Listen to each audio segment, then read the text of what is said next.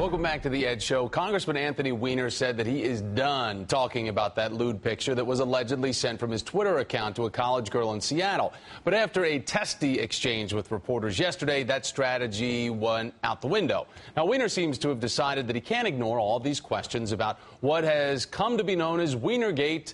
The congressman spoke to NBC's Luke Russert earlier today, and he again referred to the incident as a prank and unequivocally denied sending that picture. But he was much less clear about whether or not this tweeted photo is actually of him. The picture that went over Twitter to Jeanette Cordova from your account, is that you? Well, let's keep in mind what happened here. I was pranked, I was hacked, I was punked, whatever it is. Someone sent out a picture. But that's not a picture of you? You know, I can't say with certitude. But, Congressman, you would remember if you were to take a photograph of yourself like that. You don't? Well, you know, one of the reasons we've asked an internet security firm to come in is to see maybe something was manipulated. You will not flat out deny that that photograph is not you. Here's what I will say. I will say that we're trying to figure out exactly what happened here.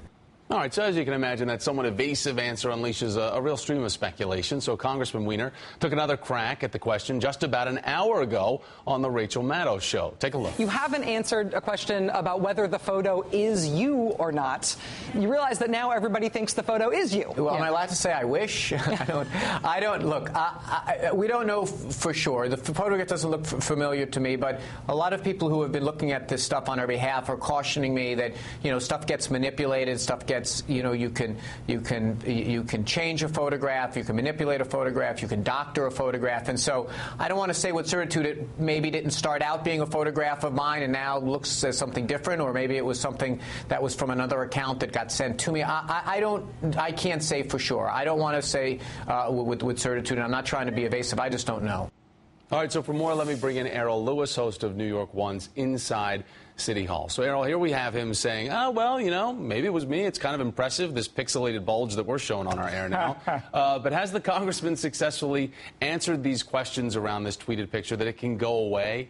I don't think so. And some of this is in the eye of the beholder. I interviewed him earlier tonight as well. You mean the picture? And, well, the reality is, he said up to a certain point, he said, look, here's what I know, and here's what I don't know. When somebody says they don't know, some journalists will take that as a cue to keep pressing them. Some others will say, okay, the guy doesn't know. And until we, get some more information, there's no point in badgering him further about it. I thought also it was very interesting on Rachel's show that she showed that some of people on her staff could, within minutes, basically manipulate a Twitter account. Hack the account in effect and do what might have happened to him, which is what he says. The young lady says she's never been to D.C. or New York. She doesn't know the guy. She never saw the photo. At some point, you have to start looking for, is there a real victim here? Is there a real crime? Having said all of that, some of his answers sound a little bit evasive. Which leads to this speculation. Because it was yesterday, though, that the congressman really gave some testy responses, said he was done talking about it, then changed his mind about that, made the rounds to about every media outlet. I know you also had an opportunity to speak to him. Yep. What was that interview like, and what do you think changed that made him feel, okay, I got to reverse course and really tackle this head on? Well, I think what changed was that he realized he was getting a lot of bad press. He was getting a lot of negative, sort of inferences were being drawn against him. And so he just decided, and people were also sort of going into the secondary question of why is he reacting so badly? So he, I think, very wisely, he's a very media-savvy guy, decided to try and get control of the story, get control of the situation, and come out and speak to people. On my station, we're the home crowd. We cover all of New York City and all of his constituents. So he wanted to communicate and get his side of the story out. It's not a particularly satisfying story for people who like the whole thing wrapped up neatly with a bow on top, but he's telling the truth as he sees it, and he's decided that that's his best strategy. All right, so politically, though, it is a distraction for him right now. But he spoke to Rachel about how he intends to deal with that politically. Take a listen. How do you intend to reassure your constituents and the people who have supported you politically that they shouldn't think that you're a creep?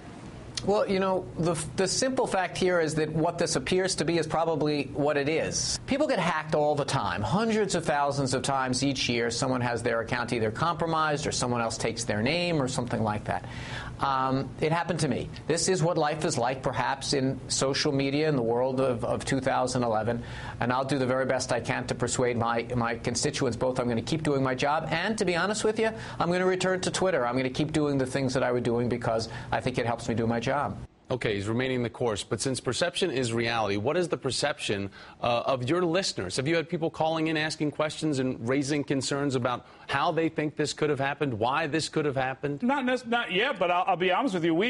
I used my interview time with him to ask him about what he thought about secure communities and some other stuff. I mean, this guy's a public servant on the public payroll.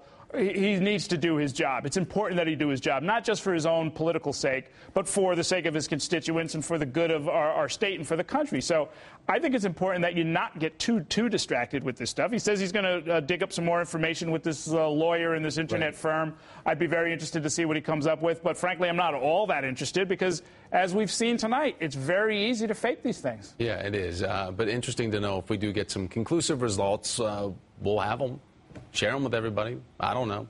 Yeah, well, and if he doesn't want to be forthcoming, then he's going to have another problem. But I think he understands that by now. Well, I was going to say, I mean, this is a person that has gone out and, I mean, either he's drinking a lot of Maalox, he's a sociopath, or there's something else going on because, I mean, he's been on everybody's air today talking about this. So Sure. Hopefully he can sleep well and rest well tonight. Who knows? Errol Lewis of New York One's Inside City Hall. Thanks for your time tonight. Good to see you, Tom. All right, so the Palins have taken Manhattan. Sarah saw Lady Liberty, shared a slice with the Donald, and met with one of the networks in New York who signs her checks. We're going to show you why she might be actually one step closer to making that official run for President Obama. Next.